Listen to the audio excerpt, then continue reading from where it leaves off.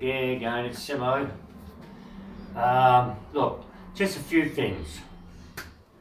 First of all, number one, a lot of my mates I was talking to, I'm a retired prison officer. A lot of them had to go and get this bloody needle. They didn't have a choice. That's an individual choice. That's what I believe in. What I'm asking the government is, were prisoners forced to have a needle? Are prisoners forced to have the needle when they get sentenced and brought into the prison? Or are they excluded by this? That's one thing I want to know. Another thing, smokes. I don't smoke, but I know a lot of people who smoke. The government brags, we want to cut smoking out, we want to do this. Well, in heaven's name, the price of those smokes, when I went and bought a pack of smokes for my missus, she smokes, that's her business. I can't believe the prices, the taxes. If you want people to stop smoking, federal government and the local governments and all that, then why aren't you supplying through the chemist, through your doctor, bloody well patches, free of charge? But no, you're only after the money.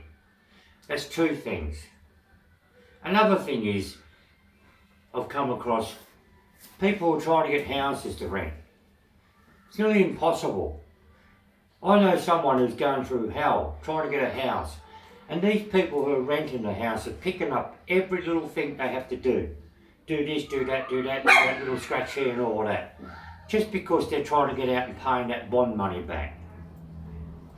Well, let me tell you, I know this person who's done the whole house up. If they don't get their bond money back, I'm going to name these people, right? That's three things. Can you stop for a second? And I'd like to know, and I think a lot of people would like to know, if a person doesn't decide to get the needle, pay their taxes all their life, an Australian individual, or if he's not, as long as they pay their taxes and all that, are they going to get excluded to go to hospital, to have an operation? Are they going to be excluded? But if it is, if they do, what I want to know is, I brought this up last time. In black and white, let's just go.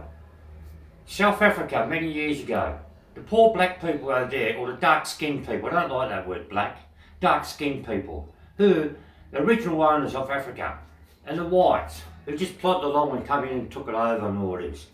They wouldn't let the dark-skinned people do what they wanted. It's called apartheid, if I'm correct. But you're trying to do it in Australia. If this individual doesn't want to have a needle, well, you're not coming in to the hospital. You're not going to the shops and all that. So if a mother with kids doesn't get it, then her little children don't get fed because mum didn't get the needles. Is that what you want? 5, whatever I'm up to now. Right. I believe in the Labor Party, the Liberal Party, National Party, the new parties I'm going to vote for anyway, I'm letting you all know that. They've been saying this for years and years, and I remember my dad used to tell me this. The Labor Party's there for the working class. The working class. I've said this over and over and over. The Liberal are there for themselves and the working class, but mainly up above.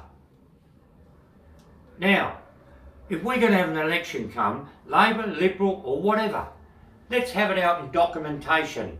This is what we want to do the next 4 years.